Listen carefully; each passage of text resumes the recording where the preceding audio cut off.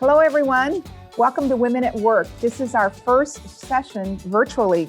My guest today on the Leadership Lead podcast is someone I first learned about last year when she was on the Today Show.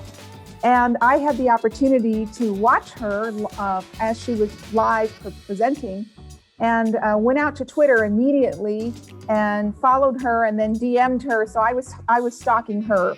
I was absolutely intrigued, and I thought, I want to get to know this woman better.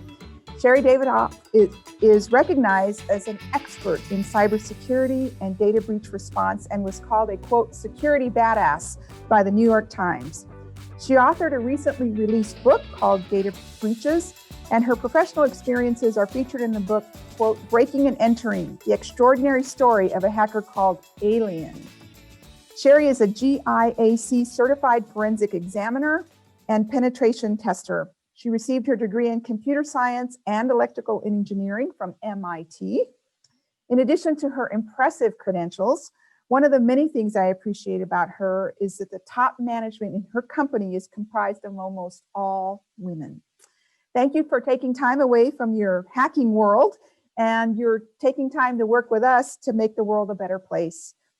We actually have a cybersecurity program here at A&M San Antonio, along with other programs. It's really important to us that we recruit traditional and non-traditional students, and many students come to us from historically underrepresented populations for those disciplines. You've been described as the first female white hat hacker in a male-dominated industry. That being the case, do you ever feel your work was ever underestimated or discredited because you were a woman? Well, absolutely, Cynthia. I think it's something that a lot of women and minorities experience and some of it is just literally the initial interactions you have with people are different. For example, I would go to conferences, and there were many times where I would be standing in a group of people who were all men because it was a very heavily male field.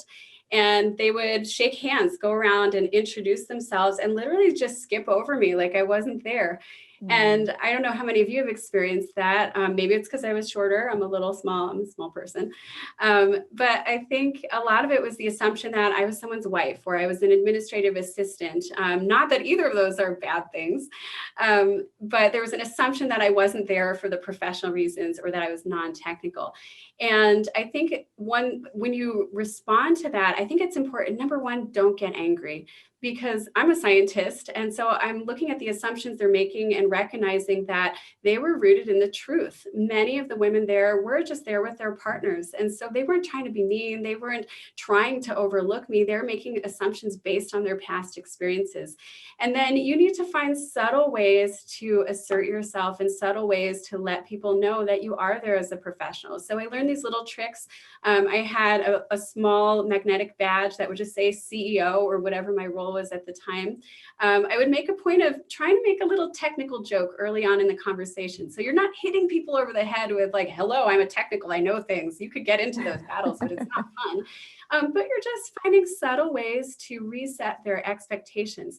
And I know that a lot of times people can feel like it's unfair that you have to demonstrate that you're competent, that that's not the assumption, but that's the reality we're in, and we can change that reality working together. And I think this is the first step.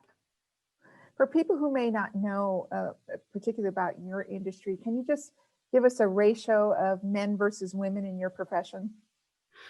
So cybersecurity is still a developing industry. I'm not sure what the exact numbers are right now. I can tell you I teach classes at some of the leading international training organizations, and I'll have 55, 60 students in my class, and maybe 2 or 3 of them will be women. And that's the kind of, when you look at the entry level, we do see a better distribution, which is really nice to see, because that means hopefully in 10 or 20 years, it'll be a better balance. But I think a lot of women have to drop out because of some of the travel requirements of our industry. Because you're so fortunate to have a cybersecurity program that definitely didn't exist 20 years ago when I started. In fact, Cynthia, the word cybersecurity didn't even exist. When it came out maybe 10 years ago, I thought it was going to be a fad. Like, really, cyber? Okay, we'll roll with it. So we've had to learn as we go along. And many of the more advanced trainings up until now were only available in person, or were mostly available in person. So COVID has really opened up some doors for us. So a lot of the women in our audience are all higher ed professionals, and whether they're faculty members or staff that support and help students in their pathway and their journey. Tell us a little bit about how you ended up at MIT and what was that experience like as a woman? So I didn't purposely, that wasn't like my primary goal when I was in high school to end up there, but I had a lot of encouragement from my family and from my guidance counselor to at least throw in an application. And then when I got in, honestly, I think I was kind of a lazy senior. I got in early and I was like, oh, I'm done. I'm not going to fill out any more applications. But I'm glad once I got there, it was a challenging experience, as you might imagine. And math and science honestly wasn't my strong point, but I feel like sometimes when you put yourself in a position where you're forced to stretch, you become more well-rounded, and that helps you be better at what you do. Were there faculty or staff that helped with that journey, or things that you can recall that we as educators might learn from when we meet students to be able to spot talent like yourself, to make sure that we're opening doors for you to become the best version of yourself? Absolutely. I think the most important things for me, I'm not a very good like textbook learner, like classroom, but I had some professors that, I got in a research assistant position, and I'm good at working hard. I come from a family of small businesses.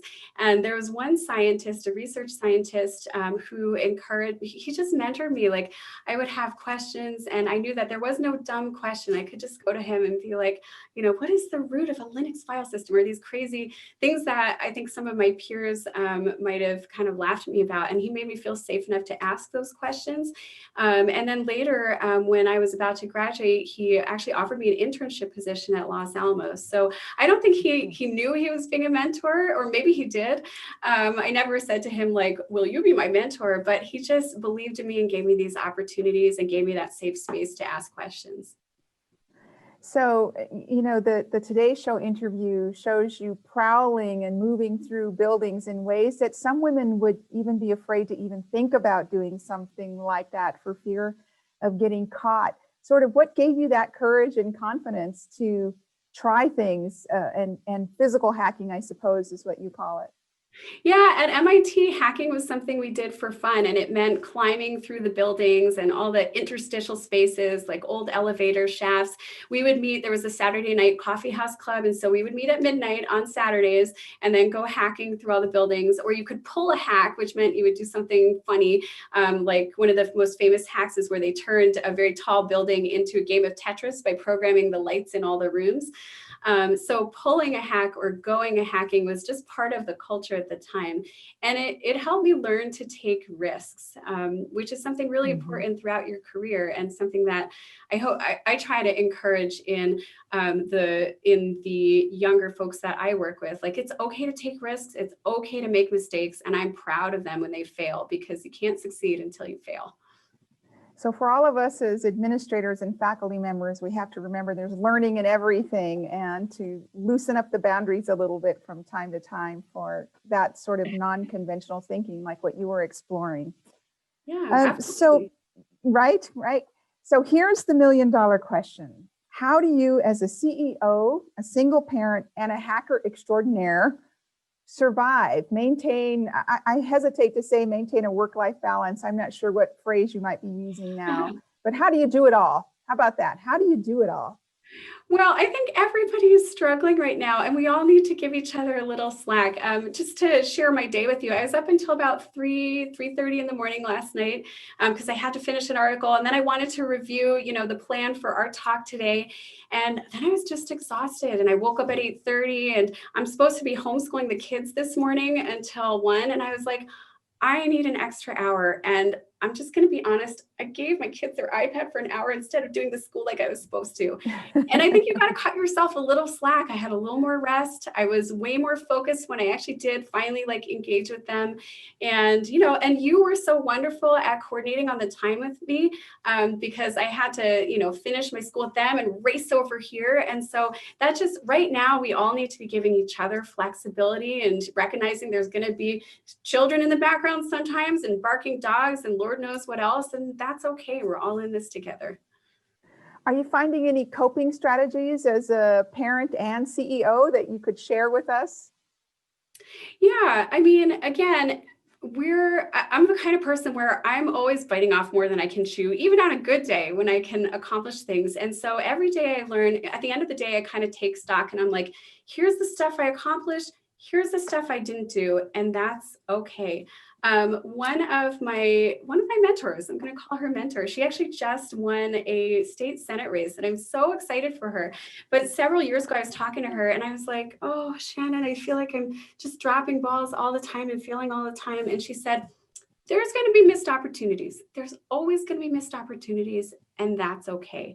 And I think if you're the kind of person who's always looking for opportunities, you're going to see those and want to take them, and you can't. And you've got to just breathe and be okay with it. That's great advice, and it's so true.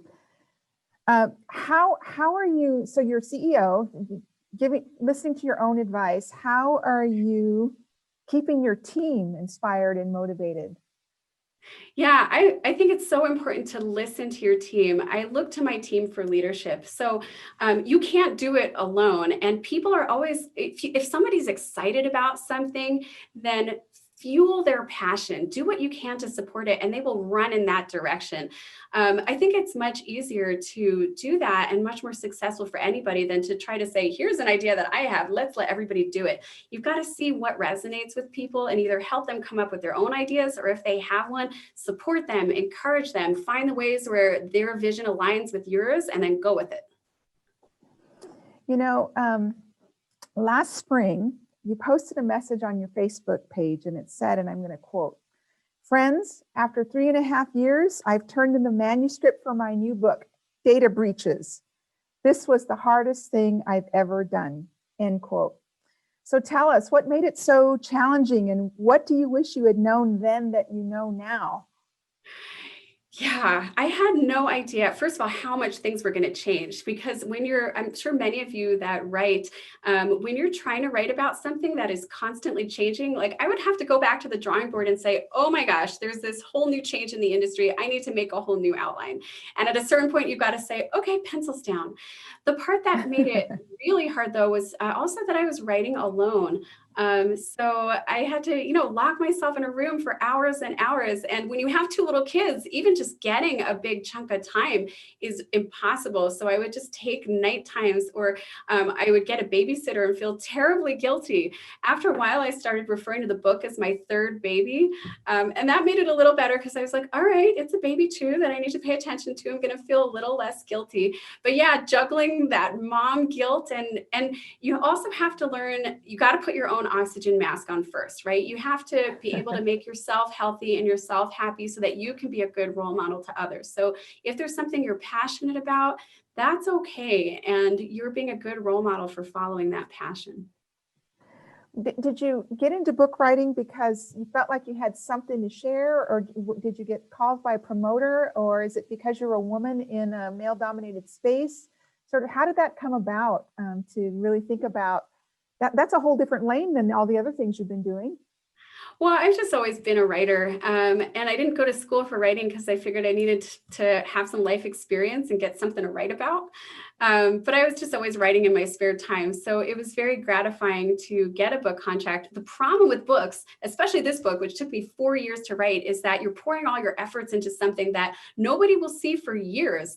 And whereas, now I'm really happy now that the book is done. I'm like, I'm going to write an article and it's out there. And I'm really grateful that I can look at it and see it and it's done. So there can be benefits to doing things in smaller chunks too. I agree with you. There's so many opportunities that can be done in steps and still make progress along the way, which is exactly what you're saying. And it's a great success story building you up for something bigger or better, or like what you're saying, I'm feeling really gratified writing an article. Got something done, having these books behind me. Well, you're making this whole podcast series, and I'm excited to be one snippet in your podcast series. Absolutely. You know, this whole opportunity for us to do things virtually, isn't that amazing? I can't even tell you what it means to me, because when you first reached out to me, I was like, what a fascinating person. And I love learning about your community, the number of non-traditional students you have, your online learning opportunities. And I wanted so much to come down and visit with you, but I couldn't leave my children. It just, they're just not in a space where I could do that. And I feel like for the first time, there's this door that's been open to us. With every crisis, there's an opportunity, and COVID is no exception. So in addition to this, I've been able to work with companies around the world to do all this virtual training. And I feel so grateful that you've given me and others the opportunity to be part of your community in this way. So I hope that after COVID is over, that the community will think about continuing programs like this, so that people who have caregiving responsibilities can participate in this way. Well, thank you. You know, COVID has caused us to look at a lot of things differently. How do you think COVID is going to impact women and women in the workforce? What are you seeing as early indicators, or what are you seeing in your business? Yeah, I mean, there's certainly pros and cons for women as a mother, a caregiver, and 68% of caregivers are women. So this will definitely impact women disproportionately. But, you know, like many of us, I bear the brunt of the child caring responsibilities. And I was very tempted to just say, okay, I'm not going to work for 6 months, but I'm not in a position to do that. So then you have to try to juggle everything. And I'm sure many of you feel like you can never get it all done with the level of quality that you want, but we're here, we're participating. However, there's some really big benefits. I don't know if I told you, Cynthia, I did something I have not done in over a decade this summer. And that was, I took a class. Yeah, I took a class. This was like a huge step. I sat down in June and I was like, I haven't taken a class in over 10 years, because it's not income that I can give to my kids. And it's not, it's hard to get away to, it was a class on physical security, like breaking electronic access control systems. It was offered. Sounds fascinating. Yeah. Oh my gosh, you should take it. It was offered online for the first time. And I was like, I'm going to do it. It might never be offered online again. And I'm going to invest in myself. And I told my kids, I was like, Mommy's not going to be home today. Mommy's taking a class. And, you know, there was that mom guilt there, but they were so proud of me. And I could share to them that I was investing in my own education, and that's why they should invest in theirs. What kind of changes have you seen since the pandemic started in cybersecurity? How, as women, should we be thinking about cyber protection? Things are getting much more sophisticated. How do we keep ourselves protected, Sherri? How do we deal with all this? Yeah, I mean, the criminals are definitely ramping up, especially because people have moved to the cloud. A lot of people are working from home. The number one way we see hackers break in today is by stealing your password. And people are reusing the same password on lots of different websites. And that's normal, because the human brain is not built to remember passwords. We are not robots. The average person has over 200 passwords that you have to remember. But if you're using the same or a similar password, if one of those websites gets hacked, like LinkedIn got hacked a few years ago, they will take that password and they have automated tools to try it everywhere else. So that's the number one way that people are getting hacked right now. And the way you can protect yourself is, number one, use two-factor authentication. So use that app on your phone. I know you guys have Duo, so important. I know it can be a pain in the neck, but you can do it. And use a password manager. Password managers will remember those passwords for you. They make it so that you can pick unique passwords. They will actually generate passwords for you. And some of them you can install on your phone, you can install on your computer, so that you can just hit, press a thumb thing or hit enter, and it'll fill those in for you. So pick unique passwords, use a password manager, two-factor authentication. That's how we protect ourselves today. Do you find women are still getting tricked into click on this link, and then, there's a lot more happening out there. We see it with students a lot with, I forgot what they're called, Sherri, but they're these emails that say, make $200 as my personal assistant, or my bookkeeping administrative support, and students fall for it. Are you seeing more of that? Yeah, I'm so glad you mentioned that because I think you're right. I think they are falling for it more now that people are desperate for ways to work from home. And the criminals are leveraging that. They're offering remote work to people. For those of you who are already working, a lot of the phishing emails I see are like, click on this voicemail that got sent to your email, or here's a link to Teams or a link to Zoom. They know that these are new systems for a lot of people that we're using all the time. You're used to clicking on links now. So yeah, be careful. And those scams, those work from home scams are just really, can be really deadly. So certainly if you have students you work with, definitely advise them not to move forward on those. So we've all been sort of mesmerized. It's kind of like an addiction watching what's going on in the elections. It's election season. I have to ask you, just as a professional in the 21st century of technology, I think we've all learned more about how election ballots get counted as well. Do you foresee sometime in the future us going to some electronic voting mechanism? Is it safe? Is it secure? Can it be done? I sure hope so. Again, especially because it's so easy for people to get disenfranchised just because they have other responsibilities. Like, I don't know about you, my kids don't say, hey, mom, you can take the day off. It's fine. If you have childcare responsibilities and work responsibilities, it can be hard to get to the polls. It can just be hard to go about your daily life. And then you've got to do this other thing on top of it. Technology can help us and we need to embrace it. There are absolutely ways where we can leverage advanced encryption and authentication techniques to cryptographically authenticate our ballots. We are not there yet, but the technology can absolutely be developed if we choose to invest in it. So I'm so glad you mentioned that. So we're going to run short on time here. So I have to ask you, what's next for Sherri Davidoff? What are your goals? What are you thinking about next? I want to keep having conversations like this and being able to get to know folks around the world and grow my training opportunities around the world virtually. I think this is a whole new world, and I hope that you guys do the same and continue having conversations like this and opening doors by allowing technology to give new opportunities to people. Well, absolutely. When we're back in the travel world, we will get back on your calendar and have you come to campus.